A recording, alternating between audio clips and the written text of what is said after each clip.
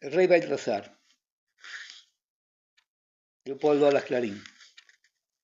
Don Baltasar Miajas llevaba de empleado en una oficina de Madrid más de 20 años. Primero había tenido 8.000 reales de sueldo, después 10, después 12 y después 10 porque quedó cesante. No hubo manera de reponerle en su último empleo y tuvo que contentarse, pues era peor morirse de hambre en compañía de todos los suyos con el sueldo inferior. Esto me rejuvenece, decía con una ironía inocentísima, humillado pero sin vergüenza, porque él no había hecho nada feo, y a los catones de plantilla que le aconsejaban renunciar el destino por dignidad, les contestaba con buenas palabras, dándoles la razón, pero decidido a no admitir qué atrocidad. Al poco tiempo, cuando todavía algunos compañeros más por molestarle que por espíritu de cuerpo hablaban con indignación de el caso inaudito de Miajas, el interesado ya no se acordaba de querer mal a nadie por causa del Vascón de Marras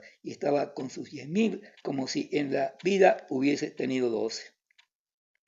Otras veces hubo tentativas de dejarle cesante por no tener padrino Aldabas, como decía él, con grandísimo respeto, pero no se consumaba el delito porque a falta de recomendaciones de personajes tenía de ser necesario en aquella mesa que él manejaba hacía tanto tiempo. Ningún jefe quería prescindir de él y esto le valió en adelante no para ascender, que no ascendía, sino para no caer. Sin embargo, no las tenía todas consigo y a cada cambio de ministerio se decía, Dios mío, si me barajan a 8. Por lo demás, no pensaba en las cosas públicas más que cuando había crisis, hasta que los chicos anunciaban por las calles el extraordinario con la caída del ministerio. Don Baltasar no se acordaba de que había Estado, ni gobierno, ni intereses públicos en el mundo. Y no era que no comprase todas las noches al retirarse su periódico, pero no era por la política, era por las charadas, los acertijos, anagramas, etc. Se metía en casa y rodeado de su mujer y de sus 3 hijos, 2 varones y una hembra, pequeñuelos todavía, se entregaba a las dulzuras del hogar, de las zapatillas suizas y de la sección amena de su periódico.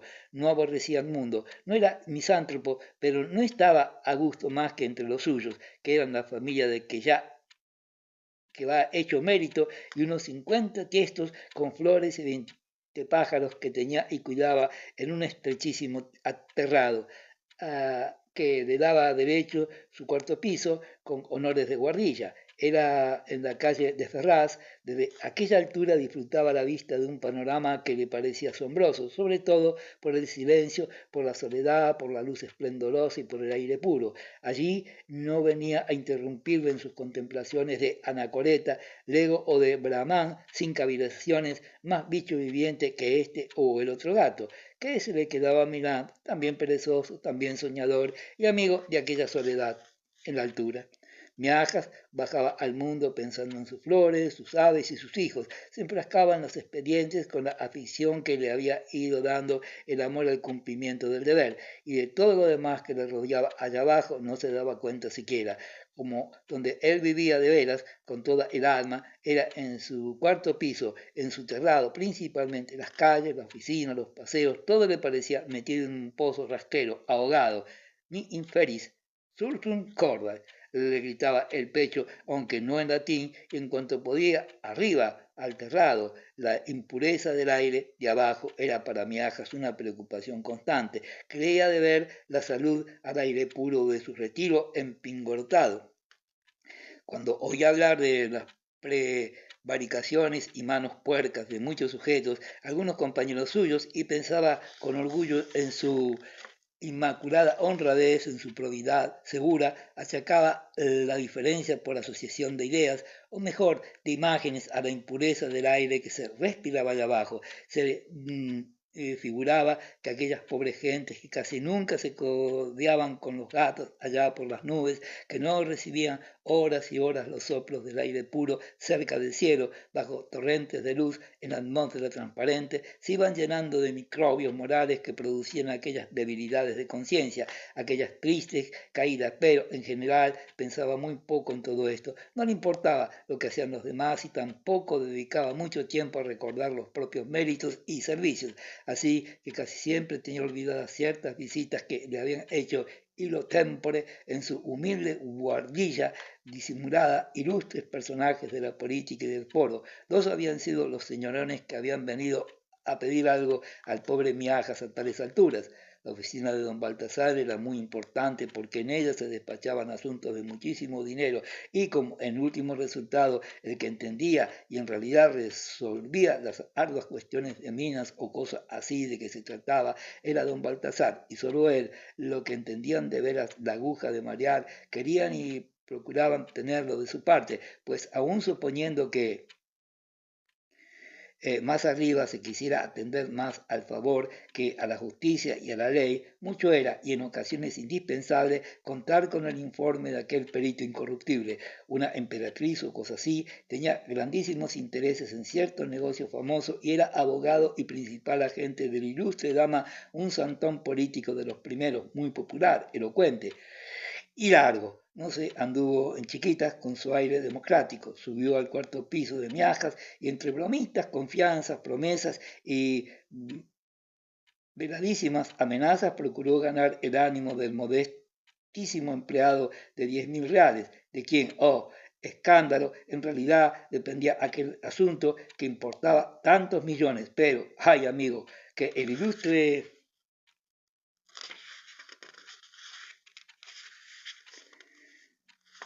Prócer no tenía razón, y Miajas, avergonzado, sintiéndolo infinito como si cometiera un delito de lesa majestad, o por lo menos de lesa soberanía nacional, dijo nones, y el señor, aquel elocuentísimo jefe de partido, casi árbitro del destino del país, en ocasiones tuvo que bajar 100 y pico de escaleras, lo mismo que las había subido, sin sacar nada en limpio, porque allí no se podía hacer nada sucio.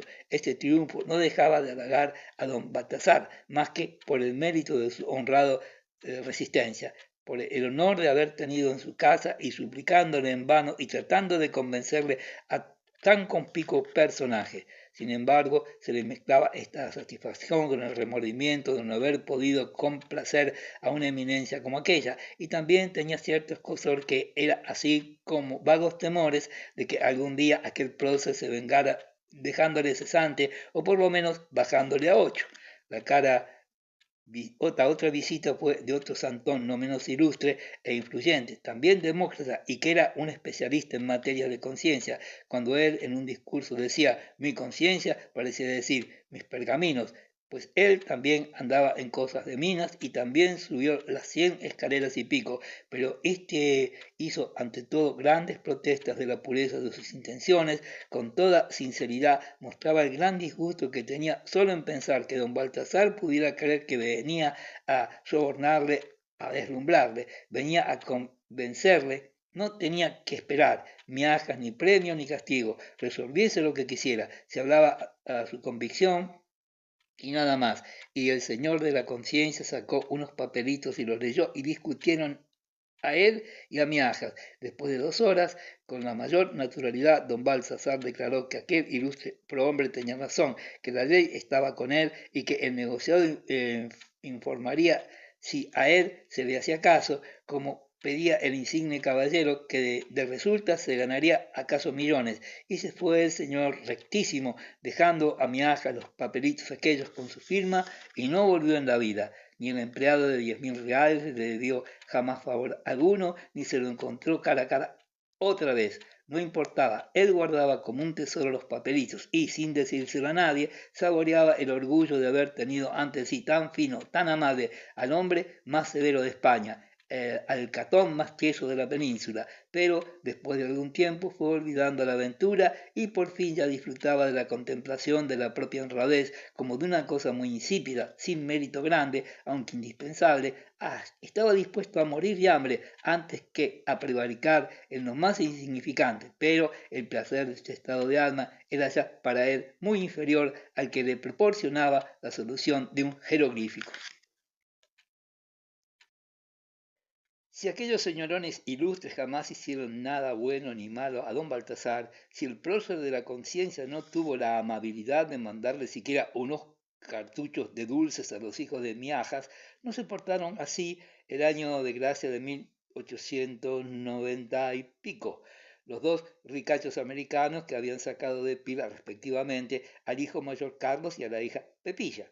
El día de Reyes, muy tempranito, los chicos se encontraron en el terrado sendos juguetes de todo lujo. Él, guerrero indomable, con uniforme de teniente de caballería, con todas las armas y galones que eran de ordenanza. Ella, una casa puesta para un matrimonio de porcelana, con ama de cría y un chiquitín y dos criadas, una de ellas negra. Era una maravilla. El entusiasmo de aquellos chicos pobres que otros años se contentaban con una caja de pinturas de peseta y una pepona de precio semejante no tuvo límites ni entrañas.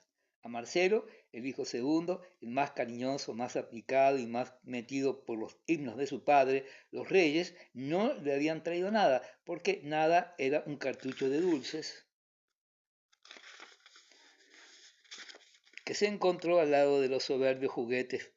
Pues bien, Pepilla y Carlos no tuvieron lástima, ni siquiera delicadeza, y delante de su hermano, sin padrino rico ni pobre, porque lo había sido su abuelo ya difunto, hicieron alarde de su riqueza, de su suerte escandalosa, de su alegría insolente. Los chicos son así, ya lo dijo Víctor Hugo pintando el tormento de un sapo. Como a don Baltasar no se le ocurrió remediar aquella injusticia de la suerte, no supo nada a tiempo. El encargado de dar las sorpresas fue un muchacho que, con el mayor sigilo de parte de los ricachos americanos, dejó de noche, con pretexto de una visita en el terrado, los regalos, aquellos con tarjetas en que se leía a Pepilla, Gaspar y a Carlitos, Melchor. El cartucho de dulces de Marcelo era uno de los tres que su madre había comprado porque aquel año el presupuesto de los miajas andaba apuradísimo y la noche anterior, la del 4 al 5, el matrimonio con profunda tristeza, resignado, había resuelto después de la melancólica deliberación que era una locura gastar aquel año en juguetes por modestos que fueran, cuando no había apenas para garbanzos ni para remendar botas de los chicos. Cuando don Baltasar muy temprano subió al terrado y vio a sus hijos en torno del portentoso hallazgo y se enteró de todo y contempló la alegría loca, salvaje de los egoístas agraciados, inocentes de su calma, y después miró a Marcelo, que pálido sonreía con una mueca dolorosa, chupando la cinta azul de seda de su cartucho de dulces, sintió una angustia dolorosa en el alma, una especie de agonía de todo lo bueno que tenía su corazón puro, de pobre resignado. Aquello era lo mismo que una puñalada. Dios los perdonará, pero sus queridos compadres habían incurrido en una omisión grosera, de solterones sin delicadeza, muy ricos, espléndidos, pero que no sabían lo que eran hijos. Aquellos juguetes finísimos de príncipes valían uno con otro lo menos 30 duros. Virgen Santísima, pues con 30 reales hubieran podido Melchor y Gaspar hacer feliz a toda la familia. Y ahora, en tono de broma, él, Miajas, estaba pasando por una amargura pueril que era inexplicable por lo fuerte, por lo profunda. Sin siquiera, si hubiera sido Pepilla la desheredada, a grito pelado hubiera hecho contar la más enérgica protesta. Llantos y patadas por 3 horas, lo menos. Carlos hubiera disputado a puñados el odioso privilegio a no ser él el privilegiado. Marcelo sonreía, luchaba por vencerse, por disimular la tristeza y tenía 8 años.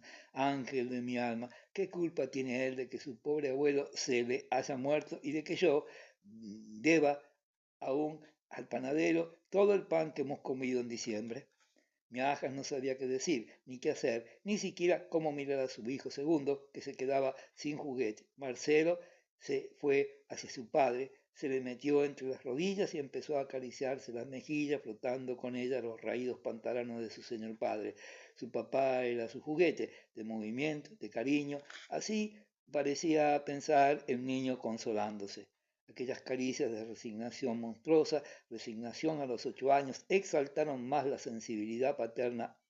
Don Baltasar se creyó inspirado de repente, una inspiración mitad amor, mitad rebeldía, y ello fue que exclamó con voz nerviosa, enérgica, de fingida alegría. Observo, señores, que aquí falta un rey.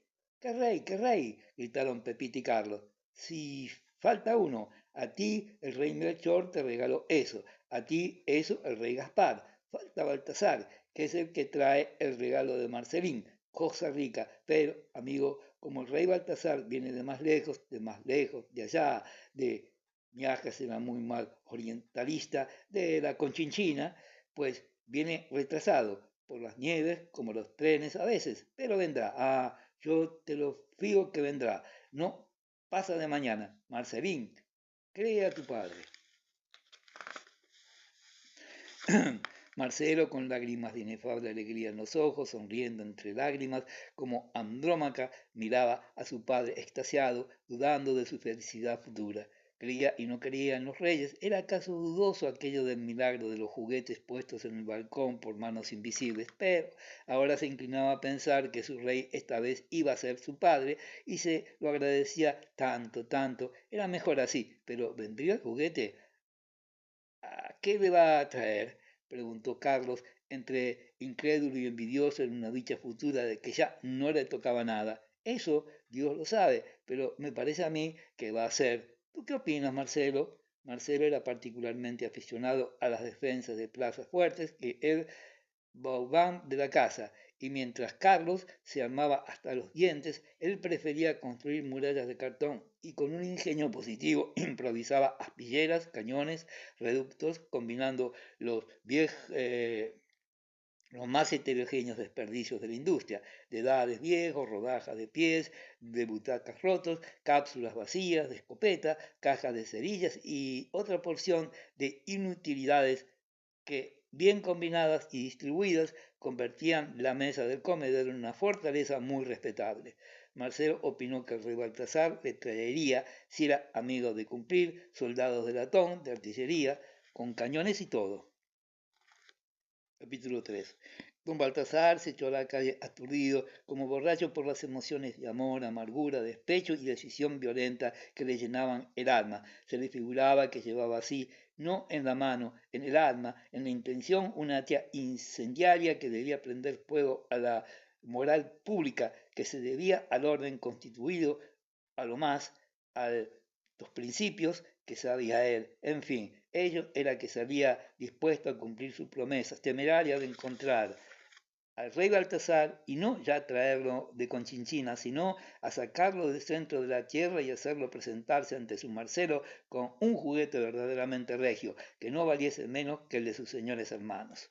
Lo primero que hizo fue lo que hace el gobierno, pensar en los gastos, no en los ingresos, escoger el juguete monumental, así lo llamaba para sus adentros, sin pensar en la mina o en la lotería de dónde había de sacar el dinero necesario para pagarlo. Se paró en la calle de la Montera ante un escaparate de juguetes de lujo, entre tanta monada de subido precio, no vaciló un momento. La elección quedó hecha desde el primer momento, nada de armaduras, coches, velocípedos de maniquí, grandes pelotas, ni demás chucherías. Lo que había que comprar a Marcelini en aquella plaza fuerte que estaba haciendo la admiración de 4 o 5 granujas que rodeaban a Miaja junto al escaparate, lo que puede la voluntad, pensaba el humilde empleado. Estos chicos cargarían con esa maravilla del arte de divertir a los niños con no menos placer que yo en materia de posibles. Allá nos vamos estos pilluelos y yo, y sin embargo ellos se quedan con el deseo y yo entro ahora mismo en el comercio y compro eso. Y se lo llevó a Marcelín. ¿En qué está el privilegio, la diferencia? ¿En los cuartos? No, mil veces no. En la voluntad. Es que yo quiero de veras que ese juguete sea de mi hijo. Y entró y compró la plaza fuerte que le deslumbraba con el metal de sus cañones, cureñas y cuantos pertrechos eran del caso. Cuando Marcelín viera aquellas torres y murallas, casamatas, puentes, troneras, soldados, tremendas piezas de artillería, se volvería loco, creería estar soñando. Para él tanta hermosura. Al ir a pagar después que el juguete estuvo sobre el mostrador, don Baltasar sintió un nudo en la garganta. Verán ustedes, dijo, no me lo llevo ahora precisamente porque, naturalmente, no he de cargar con ese armatoste. Lo llevará un demandadero. No, no, señores, no se molesten ustedes. Déjenlo ahí apartado y yo enviaré por el juguete. Y entonces traerán el dinero. El precio. Y salió aturdido y dando tropezones. Ya no hay remedio, iba pensando. El juguete es mío, el contrato es contrato. Hay que buscar el dinero debajo de las piedras, pero en vez de ponerse a empedrar la calle, se fue como siempre a la oficina. Había grandes apuros por causas de arreglos asuntos que pedían del ministerio despachados y el director había dispuesto a habilitar aquel día festivo. Gran marejada político-moral administrativa había por entonces en Madrid y en toda España. Una de esas grandes irregularidades que de vez en cuando se descubren había puesto una vez más sobre el tapete la cuestión de los cohechos, prevaricaciones y demás clásicas manos puercas de la administración pública. Los periódicos de circulación venían echando chispas, se celebraban grandes reuniones públicas para protestar y escandalizarse en colectividad, el círculo mercantil y una junta de abogados se empeñaban en empapelar a un ministro y a muchos próceres, al parecer poco delicados en materia de consumos y de ferrocarriles. El ministerio, amenazado con tanto ruido, se agarraba al poder como una lapa y en las oficinas de Madrid había una terrible justicia de enero, del mes que iba corriendo, más o menos aparente. Los subsecretarios, los directores, los jefes de negociado estaban hechos unos catones, más o menos serondos, no se hablaba más que de revisiones de cuentas, de expedientes, en fin, se quería que la moralidad de los funcionarios brillara como una pátena. Había mucho miedo, siempre pagaremos justo los por pecadores. Decían muchos pecadores que todavía pasaban por justos. Y a todo esto, don Baltasar Meaja, sin enterarse de nada, oía campanas, pero no sabía de dónde. El rum rum de las conversaciones referentes a los chanchullos legales llegaban a él, sin sacarle de sus habituales pensamientos. Los oía como quien oye llover. Él cumplía con su cometido y andando. Cuando llegó aquel día ante la mesa de su cargo, dispuso a sacar el precio del juguete de debajo de las piezas. No soñaba con que había en el mundo inmoralidad, empleados venales, etcétera, etcétera. Lo que él necesitaba eran 10 duros. No sabía que estaba sobre un volcán rodeado de espías. Los pillos del negociado que estaban convertidos en argos de la honradez provisional y temporera que el director del ramo había decretado dando puñetazos sobre un pupitre. Y el diablo hizo, no la providencia como pensó don Baltasar, que cierto contratista interesado en un expediente que Miajas acababa de despachar de modo favorable para aquel señor se le acercara y fingiendo sigilo, pero con ánimo de que pudieran otros oficinistas enterarse de su generosidad, dejase entre unos papeles algunos billetes de banco. Era un hombre tosco, acostumbrado a vencer, así en las oficinas de su pueblo, y como no conocía a Miajas y quería ir anunciando su procedimiento expeditivo para que se enterasen los que podían servirle el día de mañana, hizo lo que hizo de aquella manera torpe, que comprometía al infeliz covachuelista. Don Baltasar en el primer momento no se dio cuenta de lo que acababa de suceder. Todavía no se había hecho cargo de tan vituperable acción y ya los espías del director se habían guiñado el ojo. Cuando el contratista insistió en su torpeza, llamando la atención de Miajas, este vio el cielo abierto y equivocándose sin dudar, atribuyó entonces a la providencia aquella oportunidad. Del diablo. En otra ocasión, sin escandalizarse, con mucha humildad y modestia, hubiera devuelto al pillastre aquel su dinero, diciéndole con buenos modos que él había cumplido con su conciencia y que ya estaba pagado por el gobierno. Pero ahora, Marcelín, la plaza fuerte comprada, la promesa de traer al rey Baltasar, aunque fuese de los pelos, y cierto profundo espíritu de rebelión, de protesta moral, en fin, ello fue que don Baltasar, en voz baja, temblorosa, dijo, oh, no, caballero, es demasiado, basta con un pequeño recuerdo, guarde usted eso pronto, y metió entre unos papeles un billete de 50 pesetas. A la mañana siguiente, en el terrado de la humilde vivienda de Miajas, su hijo segundo, Marcelo, encontró con una tarjeta firmada por el rey Baltasar el juguete pasmoso, la plaza fuerte que él había soñado. Y por la tarde el rey Baltasar recibió la noticia de que estaba cesante. Por hacerle un favor no se le formaba expediente. Justicia de enero. No había perdido más que el pan y la honra.